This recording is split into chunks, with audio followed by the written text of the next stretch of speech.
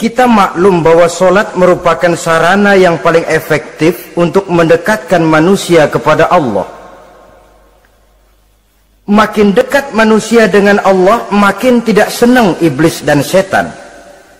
Karena itu segala macam cara mereka berusaha mengaduk-ngaduk sholat kita. Dan sesungguhnya, jikalau kita mengerjakan sholat, itu kan targetnya cuma dua. Pertama, agar sholat kita itu sah. Yang kedua, agar sholat kita itu qabul, yakni diterima oleh Allah. Kalau soal sah dan tidak, ukurannya gampang. Saya kalau ditanya orang, Pak, sholat saya sah atau tidak? Saya bisa jawab, saudara, sholatnya syarat rukunnya cukup apa tidak? Cukup, sah. Itu kalau perkara sah. Tapi kalau sudah perkara qabul, Pak, sholat saya diterima atau tidak oleh Allah? Ini saya tidak bisa jawab. Kenapa? Soal qabul mencakup masalah batin. Cuma ukuran logikanya, kalau syarat rukun cukup, insya Allah qabul. Saudara-saudara kaum muslimin rahimakumullah. Oleh karenanya, pada saat kita sholat, iblis, setan datang dari segala macam penjuru supaya kita kehilangan rasa khusyuk. Apalagi kalau kita jadi imam yang gerak kita, bacaan kita dilihat, didengar, disaksikan oleh orang banyak. Digodanya gerakan kita, dibolak-baliknya hati kita supaya di dalam sholat itu banyak yang kita ingat, hal-hal yang tidak ada hubungannya dengan sholat. Kadang-kadang belum sholat kita ribut nyari pulpen, nggak ketemu. Begitu takbir ingat pulpen di atas lemari. Mulai goncang lagi niat kita sholat. Kadang-kadang kalau hati tidak bisa dipermainkan, iblis berbisik lagi. Gerakan kita dalam sholat tidak mencerminkan kekhusyuan. Kalau gerak juga ternyata masih bisa khusyuk, bacaan kita dibuatnya kita seperti dikejar-kejar waktu. Sholat isya misalnya dengan cara kilat khusus, super singkat. Saya katakan tadi, apalagi kalau kita jadi imam, iblis mudah mendatangkan penyakit riya. Karena mengimami orang banyak, lalu supaya dikira alim, dibuatlah sholatnya itu mantep-mantep. Surahnya dicari yang panjang-panjang, paling pendek sabihis sama wadduha. Tapi kalau sudah sholat sendirian, cukup inna a'toinakal kausar sama kul huwallahu ahad. Kayaknya khusyuk bukan main. Kalau imam, bahasanya dipaseh-pasehin kayak orang 16 tahun di Mekah. Usolli fardwal maghribi salasa raka'atin. Saudara-saudara kaum muslimin yang berbahagia, oleh karena sholat merupakan sarana yang paling efektif untuk mendekatkan diri dengan Allah, maka orang yang khusyuk di dalam sholatnya merupakan musuh utama daripada iblis. Sekarang bagaimana bisa khusyuk caranya?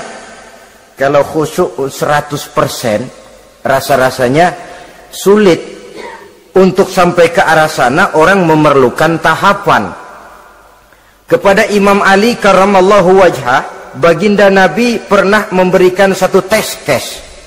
Ali, saya ya Rasul, kalau kau bisa sholat 2 rakaat saja dengan khusyuk, aku kasih hadiah sorban. Baik ya Rasul. Sembahyang Imam Ali 2 rakaat, selesai sholat, assalamualaikum, wassalamualaikum. Rasul bertanya, yang mana sorbannya Li? Tanpa nengok, Imam Ali menjawab, yang hijau ya Rasul. Setelah menjawab yang hijau, Rasul berkata, kamu tidak khusyuk Li. Kenapa? Soalnya tadi waktu sembahyang mikirin, nanti kalau ditawarin sorban pilih yang hijau aja ah. Sehingga begitu ditanya, refleks menjawab, yang mana Li? Yang hijau saja ya Rasul. Oleh karena itu, menurut Al-Imam Nawawi, pada tingkatan yang paling sederhana, sudah sampai ke tingkat khusyuk, asal pada waktu takbiratul ihram ingat kepada Allah. Tapi jangan lupa, itu tangga pertama. Jangan ada fatwa begini lalu aman. Yang penting kan takbirnya ingat Tuhan, belasononya mau kemana kek. Bukan itu. Itu pada tingkatan pertama sudah sah dipandang khusyuk solatnya orang awam, asal pada waktu takbiratul ihram dia ingat kepada Allah. Tetapi harus terus berusaha agar sepanjang solat dia ingat kepada Allah. Caranya bagaimana? Pertama, menanamkan diri bahwa pada saat kita sedang mengerjakan solat, yang lain tidak ada kecuali Allah. Yang kedua, berusaha memahami apa yang kita baca.